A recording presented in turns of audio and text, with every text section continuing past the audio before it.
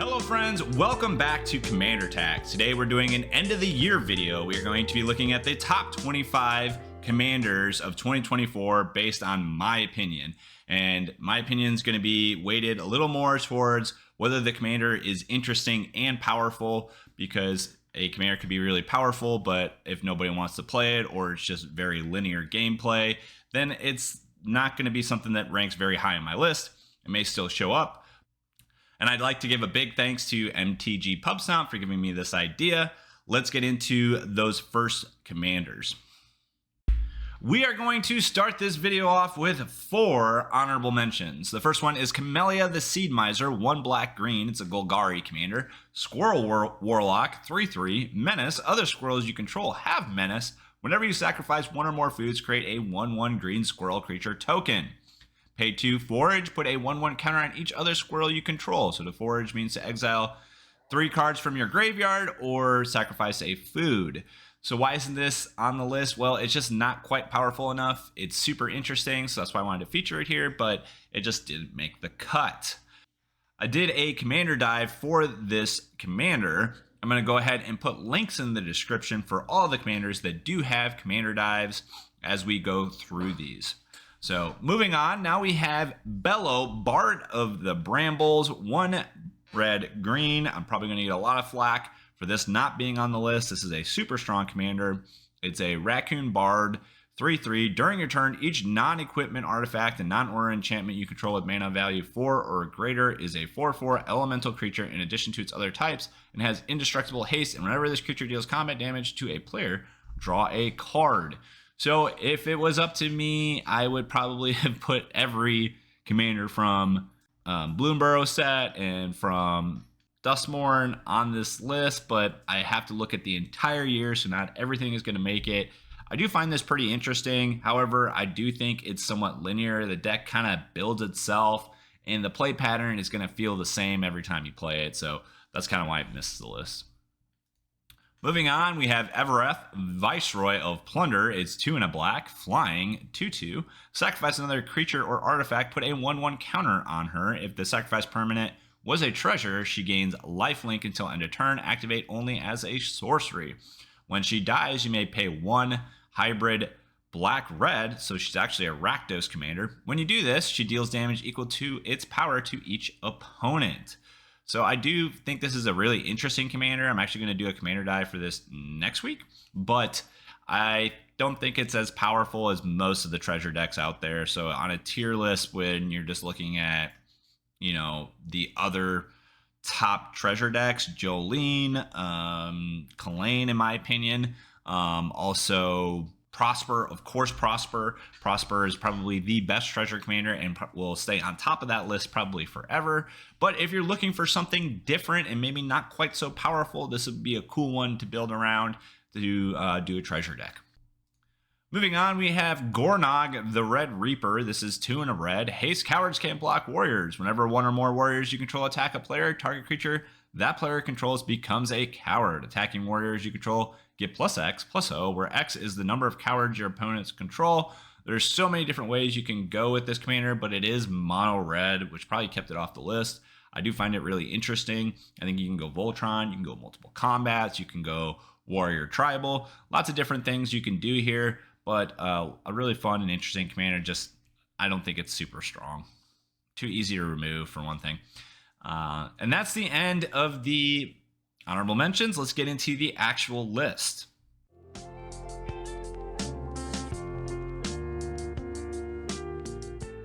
Starting this list off, we've got Killing the Kid. This is a Bant commander, green, white, blue, human fairy rogue, 3/3, flying lifelink. Whenever you cast a spell from anywhere other than your hand, you may cast a permanent spell with equal or lesser mana value from your hand without paying its mana cost.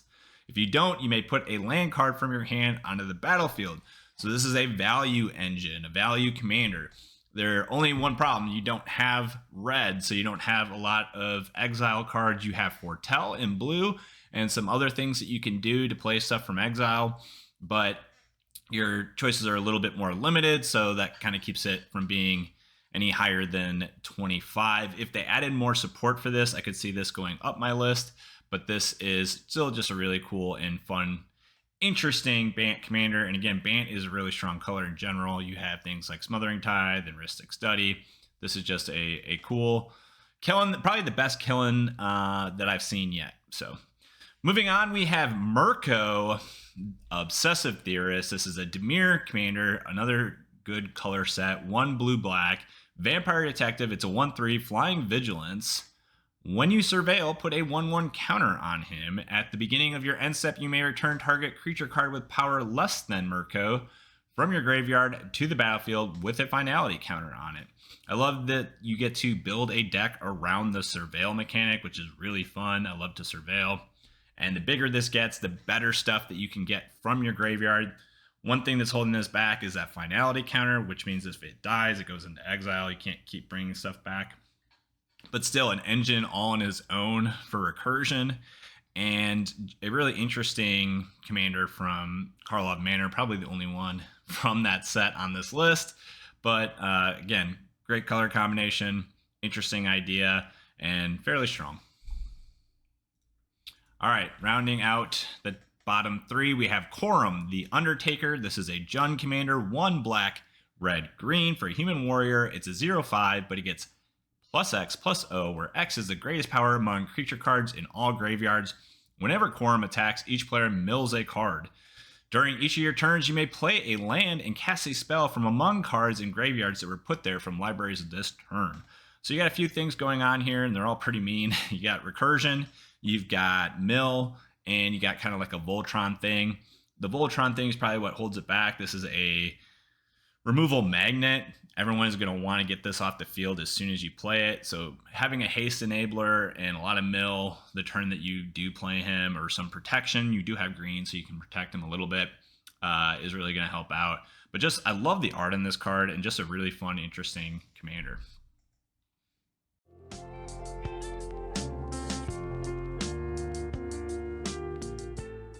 Now we have Bumbleflower, 1 green, white, blue, another Bant commander, Rabbit Citizen, 1/5 with vigilance. Whenever you cast a spell, a target opponent draws a card. Put a 1/1 counter on target creature. It gains flying until end of turn. If this is the second time this ability is resolved this turn, you draw 2 cards. Really strong group hug commander. Is going to draw you a ton of cards. Probably one of the top 5 group hug commanders of all time. This is still group hug though, which keeps it kind of lower on the list because group hug compared to some other decks is just not quite as strong. But again, a really fun and interesting strong group hug deck. All right, now we have Flubs the Fool. This is a teamer, I believe. Green, blue, red for a Frog Scout 0/5. You need to play an additional land on each of your turns. Whenever you play a land or cast a spell, draw a card if you have no cards in hand. Otherwise, discard a card.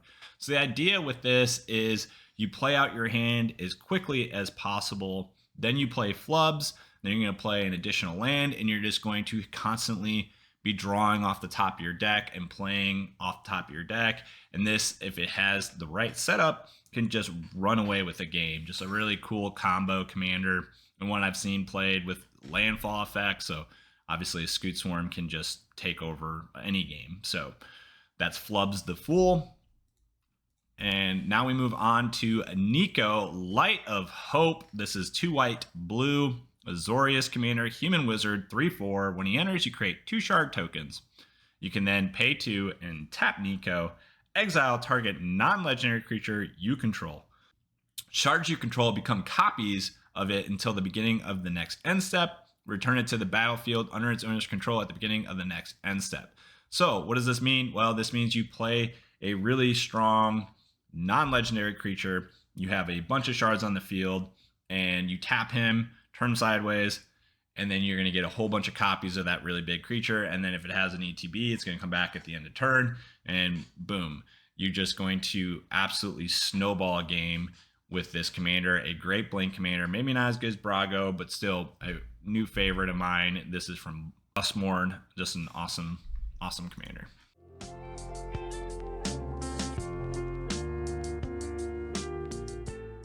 We have our first Sultai commander. This is Felix, 5 boots, 2 black, green, blue, Menace Ward 2, 5/4 for an Ooze Rogue. If a creature you control dealing combat damage to a player causes a trigger ability of a permanent you control to trigger, that ability triggers an additional time. If we know anything about doubling effects, yeah, I'm talking to you, Yark the Desecrated. It's super strong. Granted, this is not your ETB effects, these are your damage effects. So it's very interesting and unique and different and just a lot of fun to build around and a lot of really cool broken things that you can do with this. All right, now we move on to the Jolly Balloon Man. 1 red, white for a human clown, 1/4 haste, pay 1, tap this, create a token that's a copy of another target creature you control, except it's a 1/1 red balloon creature. In addition to its other colors and types, it has flying and haste, sacrifice at the beginning of the next end step, activate only as a sorcery. So this is actually really strong with the new card Heir Apparent.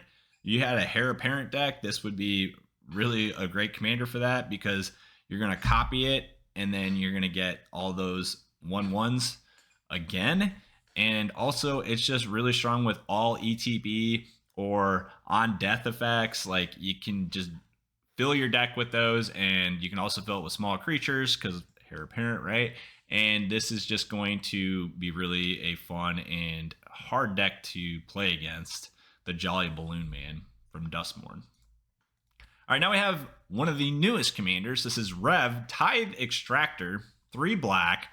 This is a mono black deck, which is one of the only mono colors, and this is actually pretty high up for a mono color in my opinion. It's a 3/3 human rogue. Whenever you attack, target creature gains Death Touch until end of turn. Whenever one or more creatures you control deals combat damage to a player, create a treasure token. Then look at the top card of that player's library and exile it face down.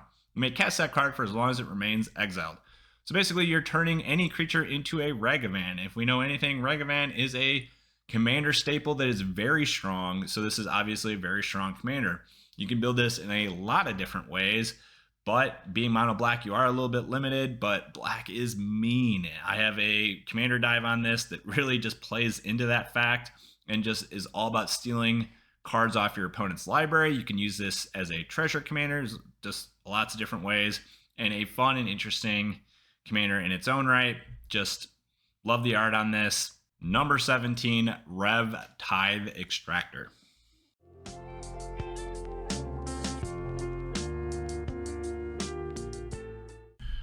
We're moving up. Number 16. This is a personal favorite of mine. Swiper, no swiping. I mean, the infamous Cruelclaw, 1 black red for a Weasel Mercenary, 3/3 menace. When the infamous Cruelclaw deals combat damage to a player, exile cards from the top of your library until you exile a non-land card. You may cast that card by discarding a card rather than paying its mana cost. So you get some crazy value with this guy. You can play things like Vein Ripper and Valgavoth Terror Eater, and then playing cards that actually take advantage of the fact that you're discarding. You know, Madness is one, and then there are a few cards that say when you discard a card, do X.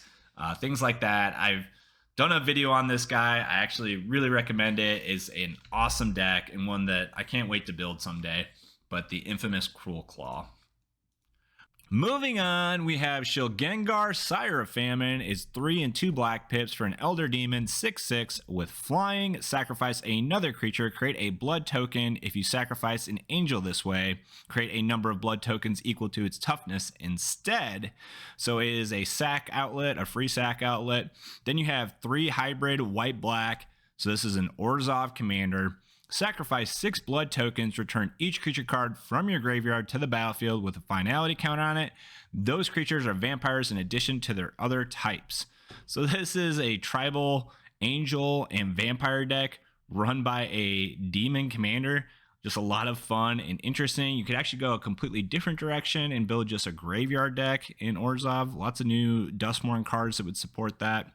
This card reminds me of Finale of Eternity, and it's just, and I would just, if I was building this, I would fill it with Living Death, Rise of the Dark Realms, a ton of beater demons, angels, and vampires. It would just be a whole lot of different things. This would be a lot of fun. But if you really wanted to and you just wanted to go straight for power and make this as strong as possible, you could do that too. And this is just a really strong commander overall. Now we have Valgavoth, Harrower of Souls, 2 black, red, Elder Demon, another Rakdos commander. And I gotta tell you, this is probably the best group slug deck that's ever been created. Flying Ward, pay 2 life. When an opponent loses life for the first time during each of their turns, put a 1/1 counter on it and draw a card. So let's just think about this for a second, right? So if they go to target this on their turn, right, they pay 2 life. Now they've lost life. You get to put a counter on this. And then if you have something that basically protects Valgavoth, then you draw a card and you get a 1/1 counter for them targeting you. I mean, that's just kind of crazy. He's a 4/4 and just tons of awesome synergy with lots of really cool cards. Lord of Pain is one that came with this precon. And that's number 14, Valgavoth, Harrower of Souls.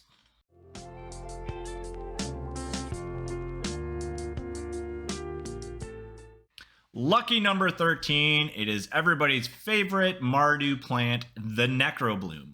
1 white, black, green for a plant, 2/7. It's got landfall. Whenever a land enters the battlefield under your control, create a 0/1 green plant creature token. If you control 7 or more lands with different names, create a 2/2 black zombie creature token instead. So this is Field of the Dead in the command zone. Land cards in your graveyard have dredge too. So without blue, you still have a lot of access to zombies in black. There's a few in white, but this is just going to be a straight up token deck, and it's really cool to have Field of the Dead in the command zone. So just a lot of fun for a Mardu commander. All right, moving on, we have Judith, Carnage Connoisseur, 3 black, red for a human shaman, 3/4. So there is another Karlov Manor card here. Whenever you cast an instant or sorcery spell, choose one. That spell gains Death Touch and Lifelink. So this is like all your damage spells. Basically kill any creature on the board. Really strong. Create a 2/2 red imp creature token with when this creature dies, it deals 2 damage to each opponent. If I was building this deck, I'd probably do a devil deck so that when any of my creatures die, it deals damage. You could probably do aristocrats. You can go a few different directions here. Just a lot of fun and a really strong commander that's really popular. Lots of recommendations out on EDA Track. Number 11, Arabella, Abandoned Doll. It's just a red and a white for a legendary artifact creature toy, 1/3. When it attacks, it deals X damage to each opponent and you gain X life, where X is the number of creatures you control with power 2 or less. You could do an Heir Apparent deck. You could do just a regular tokens deck. You can do a 2 Power Matters deck. There are a lot of different ways to go with this deck, and being a 2-cost commander, you can just swing in and drain your opponents and gain a ton of life. This is going to be a very good commander and really tough to beat in a lot of situations. So Arabella, number 11.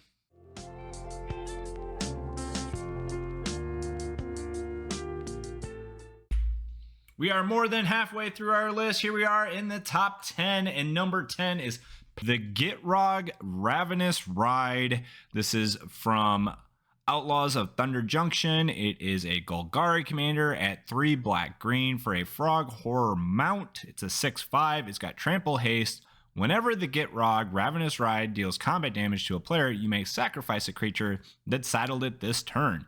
If you do, draw X cards and then put up to X land cards from your hand onto the battlefield tap, where X is a sacrificed creature's power, saddle 1.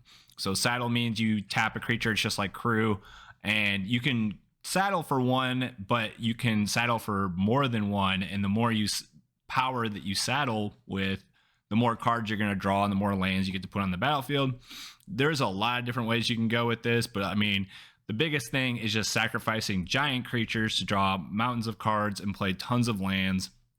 It's going to cause Scoot Swarm to actually just blow up into a million Scoots, and you're just going to win the game. This is, of course, the Gitrog historically has been a strong card, and this one's no different. That's number 10, the Gitrog Ravenous Ride. All right, moving on. Now we have number 9. We have Vosja, Jaws of the Conclave, another Naya commander. This is 2, a red, a green, and a white for a wolf, 5/5. Vigilance, Trample, Ward, 3. That's right, you heard that. 3. Really tough to remove this with anything other than a board wipe. When it attacks, put X 1/1 counters on each creature you control, where X is the number of elves you control. Draw a card for each wolf you control. So I love this. It's a dual tribal deck. You can do both elves and wolves. And this is just really strong, and you're going to get really big, really fast. just a really fun commander. And elves is already super popular, but now you got a spin on that. I'd rather build this than an elf deck, because elf ball is just what you think it is. It's just, you know, basically drop a whole bunch of elves that create more elves and then get really big and then swing in. This is a lot more flavorful, a lot more interesting than a typical just, you know, green and Golgari elf deck. Number 8, Obeka, Splitter of Seconds. This is 1 white, black, red for an Ogre Warlock, Menace 2/5. When she deals combat damage to a player, you get that many additional upkeep steps after this phase. It does not include the draw and the untap, but I gotta tell you, if you're getting 5 upkeeps, there are a ton of cards out there that say at your upkeep do X. And this is really strong for that reason. You get all those upkeep cards, you drop them in. It's really interesting. Granted, it is a little cookie cutter, but the play pattern is a ton of fun, and this is a really strong deck.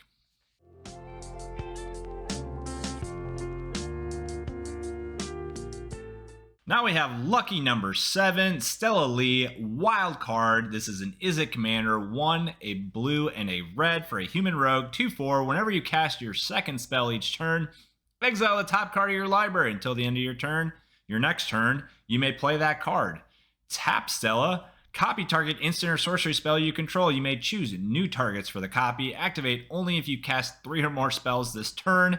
So this is all about cantrips and casting out a whole bunch of spells and just winning the game with storm-like effects. This is a really popular, really powerful commander, and rightfully so, as it's probably one of the best spell-slinging Izzet cards that's come out in a while. All right, now we have another personal favorite of mine, the Master of Keys. This is X, a white, a blue, and a black. This is an Esper commander for a horror 3/3 flying. When he enters, put X +1/+1 counters on it and mill twice X cards. So this is a self-mill deck. Each enchantment card in your graveyard has escape. The escape cost is equal to the card's mana cost plus exile 3 other cards from your graveyard. So very similar to Underworld Breach for enchantments. And the idea here is you're going to play a whole bunch of enchantments, and then you're going to get to play them for basically, as long as you have your commander on the field, you're going to be able to play them by just exiling a few other cards out of your graveyard. So having a lot of like fetch lands would be really good, because you could actually pitch your fetch lands to play enchantments. This is just an awesome card. I love the idea with this, and the art is fantastic, and the color combination is great too. So just an all-around great card. That's number 6, the Master of Keys. All right, number 5, a mono black commander. Maha, its feathers, knight, 3 and 2 blacks. Flying trample, ward, discard a card for an elemental bird. It's 6/5. Creatures your opponents control have base toughness 1. Do I need to say anything else? This card is busted. There are so many ways to do just 1 damage. And being in mono black, you can be as mean as you want. This is just a crazy card. Flying trample on top of it, like you can just win with commander damage. And I honestly, like, seriously, just play Maha and, you know, 35 lands, not even 33 lands, let's say, and then just removal, and you could just win this game. Like, it's nuts. It's a crazy cool card, and there's a good reason why people are playing it and why it is our number 5 today.